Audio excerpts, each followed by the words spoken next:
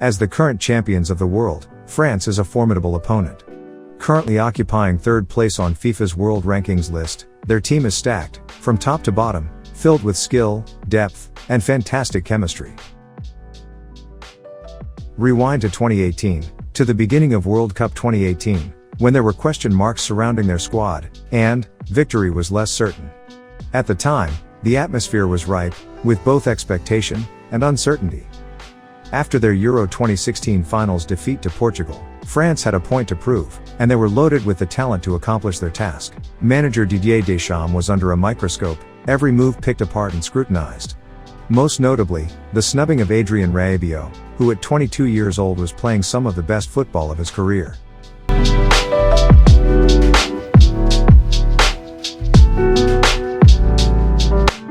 A glance at his team sheet selection instantly warranted a second look.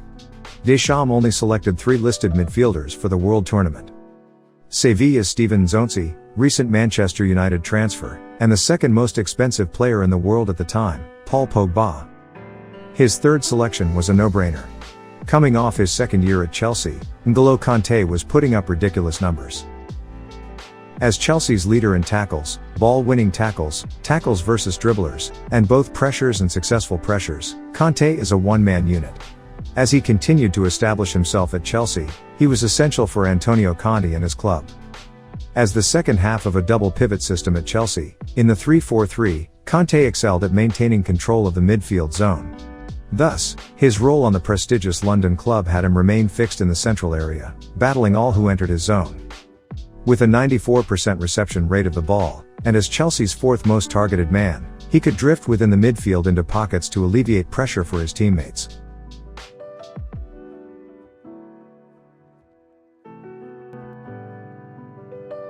He accounted for the second most progressive yards, with the ball at his feet, with a passing average of 89%. All while finishing second in the Premier League for interceptions, with an astounding 91. These numbers did not belong to a player who was physically dominant or imposing, and this is what makes Kante's performances in his first 2 Premier League seasons, and beyond, all the more impressive. As the most competitive and physical league in the world, the Premier League is filled with physically dominant and imposing players. And yet, at 5 feet 7 inches, and 150 pounds, Kante had a way of imposing himself and dominating his opponents. Kante's game is a combination of the cerebral, with surprising strength, and aggression. He was durable, starting every one of Chelsea's Premier League matches. With such a player, Deschamps could stack his roster in other areas, most notably at the sharp end, accommodating for players that he may have otherwise had to drop if he wasn't so confident in his midfield selections. For France, Deschamps had 2 priorities: to account for his world-class attacking players while balancing that attack with the right kind of defensive players to complement his attackers. To achieve this, he matched Paul Pogba's world-class vision, elegance, and precision, with Kante's no-nonsense, high-energy tenacity. Having 2 players of this much ability provided Deschamps with significant tactical advantages. Each player could remain deep in the midfield as central, double pivots with advanced help from the third midfielder. They maintained an understanding with each other, playing zonal, static, and dynamic marking, with each player in either role at all times. This entailed either Kante or Pogba maintaining the central zone to assist his center-backs. The dynamic zonal marker, normally Pogba, could vacate his space centrally to help, primarily on the oppositional left wing, in assistance to Benjamin Pavard. He could press at selective points to win the ball at strategic points, allowing for quick transitional passes while the opposition devoted numbers forward. Thus, Paul Pogba was an excellent option for this task, as his precision from deep gave France the ability to stretch the play in an instant from the transition. The static defender would then hold his position centrally, and maintain it to ensure that the vulnerable defensive hole could not be exploited, and his defenders behind him could stay fixed without vacating their areas. It was vital that he be positionally sound and aware to avoid getting lulled into the oppositional attacking phase and chase the ball. This made the static defender the most important man on the pitch from a defensive perspective. Against 2 striker systems or systems that played with an attacking midfielder, the static defender was to provide numerical superiority and neutralize the attacking midfielder. This way, France could maintain primary defensive triangles in multiple areas with easy zones for each player, so there was no confusion, allowing his defenders to play pure and without hesitation. Thus, Les Bleus was less threatened by crosses, with Varane and Umtiti being aerially dominant ball winners with comprehensive zones. Featuring Kante more prominently was a tactical adjustment by Deschamps, who decided to limit the defensive midfielders' involvement in Euro 2016, towards the business end, in favor of Moussa Sissoko. In hindsight, it is easy to argue that if Kante had featured more prominently in the final, the result might have been different.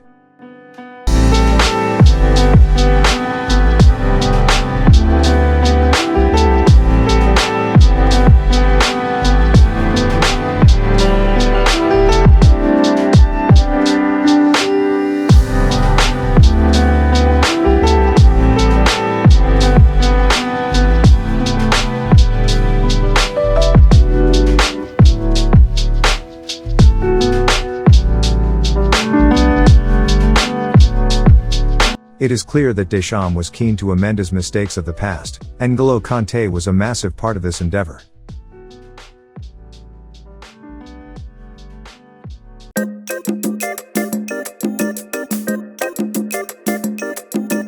Going into the tournament, France was in what was seen as an easy group. They were placed with Australia, Denmark, and Peru. They were dealt a blow to the ego, with a 7th place ranking at the start of their first match. This is despite the fact that France had arguably the most talented roster in the world at the time. On match day 1 against Australia, Deschamps lined up in the 4-3-3 attacking formation, with 2 traditional wingers. Oppositional managers from every nation would have been aware of the importance of controlling the midfield in some capacity, and thus numerical superiority or balance was their objective. Australia lined up in the 4-5-1 with 2 holding players and an attacking midfielder to complement the striker. Thus, right back, Benjamin Pavard and Lucas Hernandez would step into the neutral third to even up the numbers. Griezmann could drop into the midfield to provide balance, with Pavard and Hernandez as flank support. From the outset, it was clear that Pogba had play-making responsibilities, with Tolisso as the secondary, advancing playmaker. In order to allow for this, they had to create and buy time for themselves in the maneuvered attacking phase of play. This was obviously difficult in such a crowded zone, so the maneuvered phase required intelligence and space management. N'Golo Kante allowed for this to happen more easily. His movement in the maneuvered phase was invaluable, linking with teammates and taking passes while under pressure. Working as a safety outlet, he was always available, and he sought to utilize his passing abilities to distribute and advance the flow of play. With a passing average of 87% at medium range, teammates could play give and goes with Kante to alleviate pressure on themselves, or they could count on Kante to find a teammate in a more suitable position to make a play. Defensively, Deschamps demanded a total effort from his squad, meaning that France's defensive effort started from the front, with all 3 of his attacking players in the top 5 for pressures. The result benefited Kante, who, as the static defender, was brilliant at tackling and winning the ball back. He led the squad in tackles with 4 and ball-winning tackles with 4, ensuring that a determined Australian squad could not break through, earning 4 shots on goal, 1 on target. Despite a lackluster performance from their sharp end, France dominated touches and possession, proving that they could handle the rigors of a crowded midfield.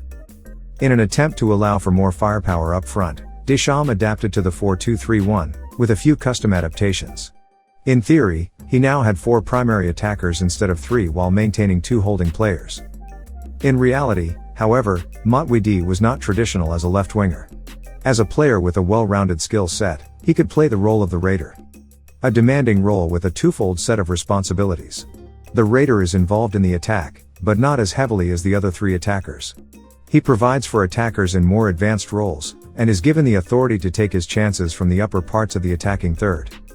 All while, he remains alert, ready, and reactive to disrupt the flow of any counterattacks as they develop.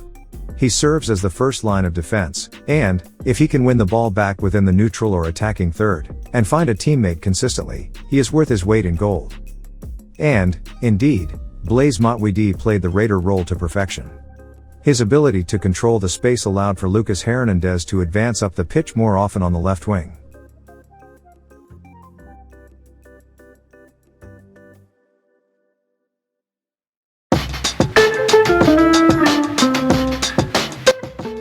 Defensively, this required the adaptation of each center back expanding their zone to compensate for the advancing wing back. Thus, with the imminent threat of the counter in a highly compromised position, central control was vital, although it was made easier with a strong raider nearby. It was also made easier with the developing chemistry of the midfield as the matches went on. Kante and Pogba began to develop an excellent understanding. With Kante acting as the defensive midfielder, he demonstrated ridiculous awareness, at times playing as if he had eyes in the back, and, on each side of his head.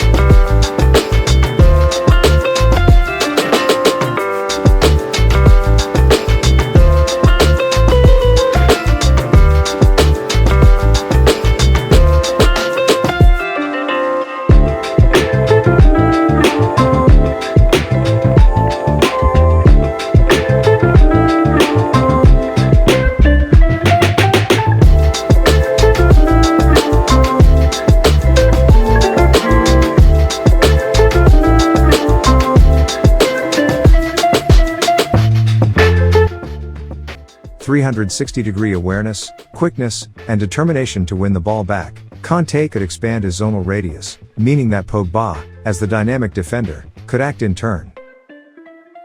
He remained dependable, taking passes under pressure while going 40 for 45 in passing.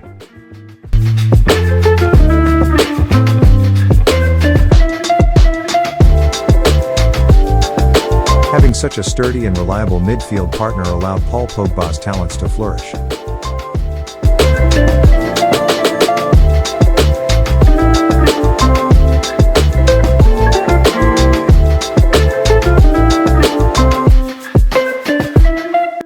The well-rounded player ventured, occasionally into the attacking third, as an extra attacking midfielder. This was a key tactical move and brilliant adjustment by Deschamps, which he could establish in the group stage.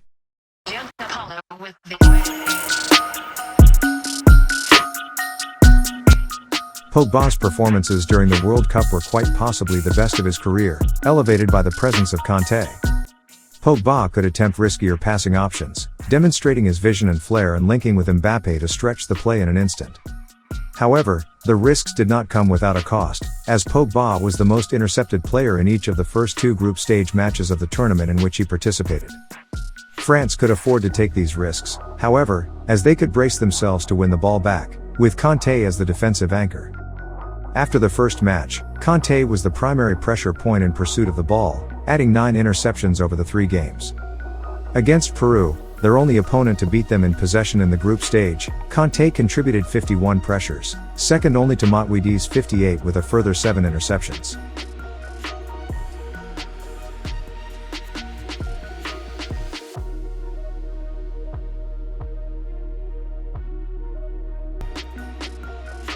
Against Denmark, with Pogba rested, we saw Kante in an entirely new role, facilitating play, dictating the flow and attacking routes from a central location.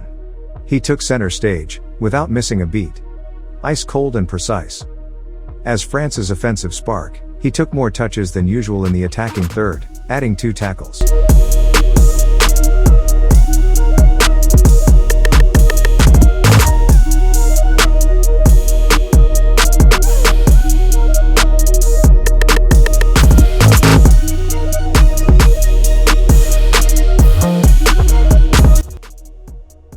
Although their offensive unit was still taking shape, with young Kylian Mbappe developing chemistry with his attacking partners, their defensive unit was a fortress. Their opposition scored 1 goal, from a penalty, while they only conceded 37 shot-creating actions and 4 shots on target. France did not drop a point throughout the group, although this was the expectation. Although some had questions about their attack, N'Golo Kante served as the foundation of a world-class defensive unit.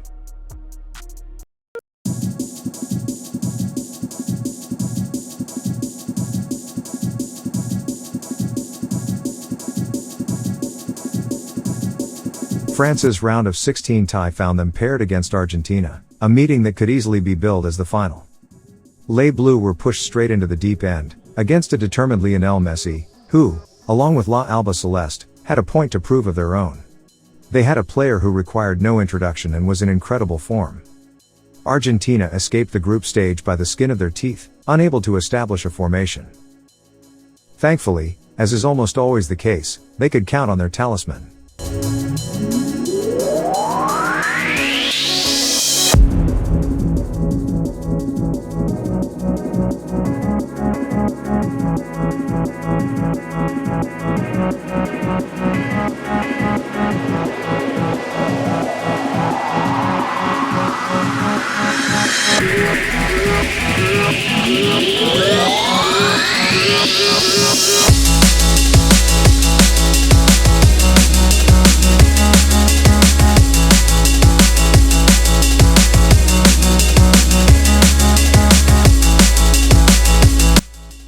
On match day, Argentina lined up in the 4-3-3 attack.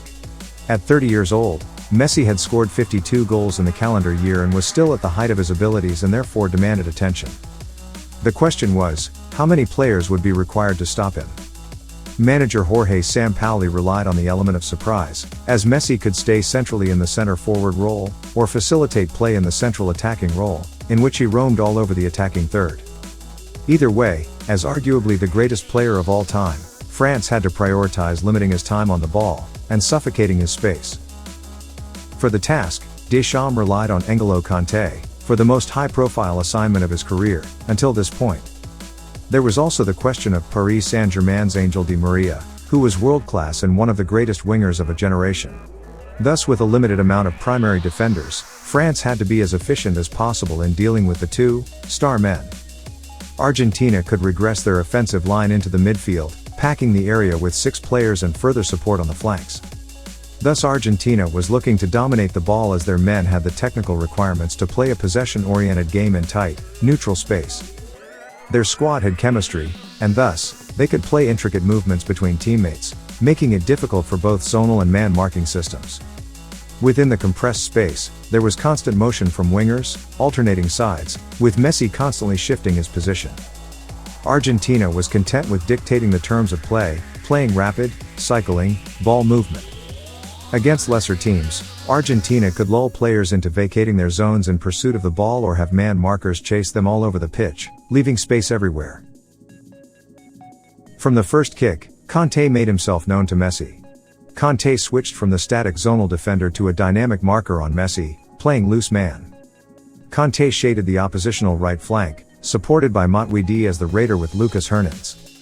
Thus, France adapted by playing 2 holding midfielders with dynamic shifting zones. Kante was to meet Messi immediately when he received the ball and pressure him. Kante was taking gambles with his heavy pressing, leaving central space vacant. However, he proved to be worthy of the challenge, keeping up with Messi, stride for stride, utilizing his pace and agility to avoid being shaken off. In Argentina's only loss of their group stage to Croatia, Messi was targeted 58 times, in contrast to their matches against Iceland and Nigeria. He was targeted 98 and 78 times, respectively. Fewer targets mean fewer touches, less time on the ball, and less ability to make an impact. Against France, he was limited to 56 total touches with only 4 in the attacking penalty.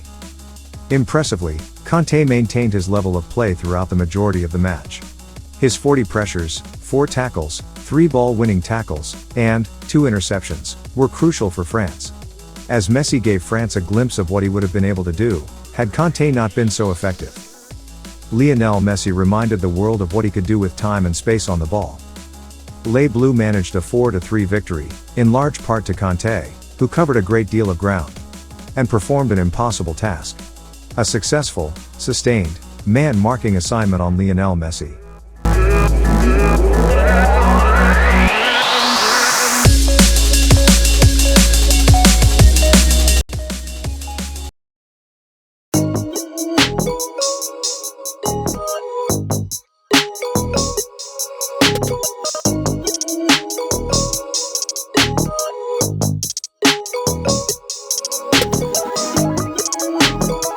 In their quarterfinals match against Uruguay, it was the opposite scenario, with France dominating possession with 62%. Uruguay also played the 4-3-3 in a compressed diamond and with an attacking midfielder. Kante's intelligence allowed him to make a match-leading 8 interceptions, allowing for complete domination of the midfield. As France established dominance, Kante became more involved in the maneuvered build-up phase of play, linking it and directing the flow of the attack. France could spread their formation with central and accurate distribution, expending Uruguay's energy as they pursued the ball. Kante and Pogba were proficient as double pivots, with excellent distribution around the pitch. Kante also led the team in carries, with Paul Pogba, He was the most targeted player. Once again, he led France in passes under pressure as the safety outlet for his teammates to gain space and attack. He maintained a passing average of 91%, with 90% for long-range passing. Uruguay managed 4 shots on goal, from 8 shot creating actions, with Luis Suarez playing all 90 minutes. Luis Suarez, who had netted 36 goals on the year for club and country, was limited to no shots on target and with 1 shot creating action.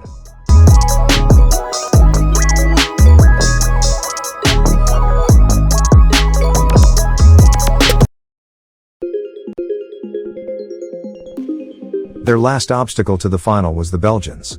It is only recently that they have been downgraded to the second finest international squad in the world. However, they had a 6-year reign as number 1. Their squad is a mirror image of France's, filled with quality, depth, and chemistry. In addition to having a burly, physical striker in the central forward space, they have Eden Hazard, Kevin De Bruyne, a ridiculous combination of talent. Belgium had not lost a single match since World Cup qualifiers started in 2016. They went on to score a total of 14 goals in the tournament, averaging an astounding 29 shot creating actions and 4 goal creating actions. They were among the favorites to win the World Cup, and for good reason. With 2 lethal facilitators running their offense, most defenses, including Brazil's, had difficulty containing them. Led by Roberto Martinez, they were highly organized, structured, controlled, and synchronized. They were lethal with 3 primary attackers in the 3-4-3, establishing midfield control and dominance with attacking proficiency, adapting to the traditional 4-3-3 with an attacking midfielder. In Hazard, they had the speedy, agile option, who could centrally run directly at the opposition or drag them out to the wings. His speed and ball control was a nightmare for defenders and typically required a group effort. All the while, Kevin De Bruyne could operate as a central or attacking midfielder.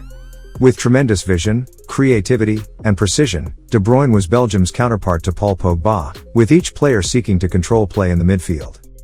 The formation they lined up in was the 4-3-3, defensive formation. However, they played the 3-4-3 with Nasser Chadli operating in the midfield.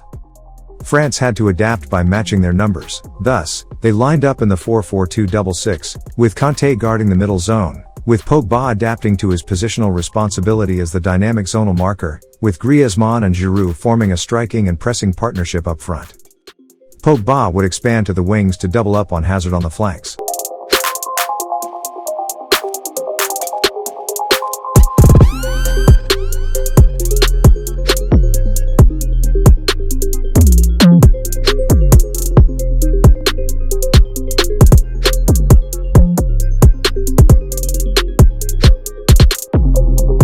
As the stage grew in significance and the lights brighter, Kante became more focused, relaxed, ice-cold, and precise.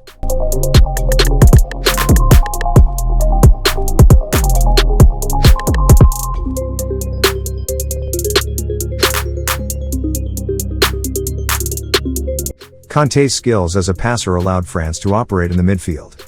He finished second in total distribution for the match, finding pockets within the midfield to help facilitate for his teammates. With 3 aggressive oppositional ball winners, Kante maintained a 91% average passing accuracy in an overcrowded midfield. He and Matuidi were assassins, each completing 9 passes under pressure, with a further 9 ball recoveries. Against opposition that dominated possession against France, they contributed 329 and 281 pressures, respectively. Against Belgium, which dominated possession with 63%, they only had 149 pressures. Space could not be vacant, or De Bruyne, Hazard, or Lukaku would exploit it in an instant. Against France, they only managed 13 shot creating actions, with 2 shots on target. Kante's actions were subtle but critical in gaining victory. His selective contributions prevented Belgium from maintaining the necessary momentum to break through a unit as strong as France's. Kante remained adaptive, proficient, and consistent through all 6 games and made the necessary sacrifices for France's success. France had knocked out significant opposition to win the World Cup and was now poised for the final.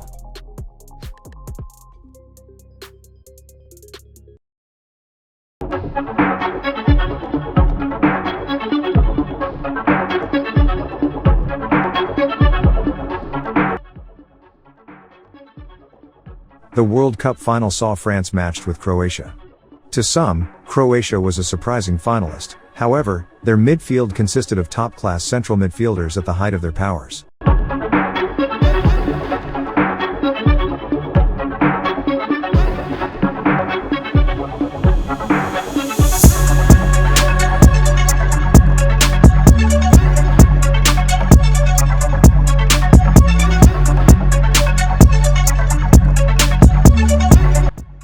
With a wide playmaker complemented by a large, physical striker, with a pacey, agile, and clinical counterpart up front, Croatia was a top-notch squad.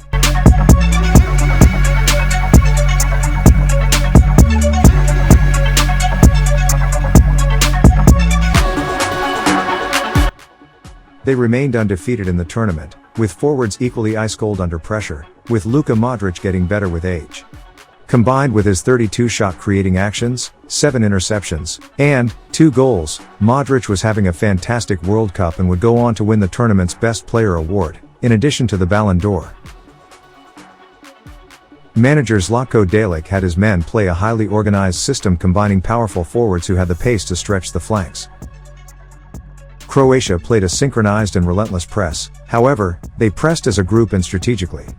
This is because their 3 midfielders spent most of the match in the space as facilitators in the neutral third. The Croatian press was highly effective, as they finished third in the tournament for pressures in the attacking third while third in interceptions, third in blocks, and third in clearances. Mario Mandzukic led all players in the tournament with pressures and tackles in the attacking third. Their attacking line was large and physical, and with creativity in the midfield, the attacking line could play as verticals to their midfielders, which proved to be the winning combination. In fact, Croatia accumulated the second highest progressive yards in the tournament while attempting the most long balls of all teams in the tournament. Once the offensive line breached the oppositional third, Croatia's midfielders could advance as over-the-top, playmaking support. Thus, with one forward in central space, and Croatia's playmakers taking the majority of their touches in the upper neutral third, Kante had to remain strategically disciplined. Croatia would build from the sidelines to bait Kante into vacating the space. He managed his movement, identifying the right moments to close the opposition down without venturing too far from his central position. With his center-backs responsible for Mandzukic, and Croatia playing with traditional wide men, Kante would find himself in central limbo. He was forced to vacate his central position to become involved in the play. Kante fell victim to getting lulled too far up the pitch, vacating his central area, and forced to commit a foul in recovery, which subsequently led to Croatia's first tying goal. It was one of Kante's few errors in the tournament and reinforced how vital his positionality and space management was for France. Kante was essentially forced to step up as nobody was in his area.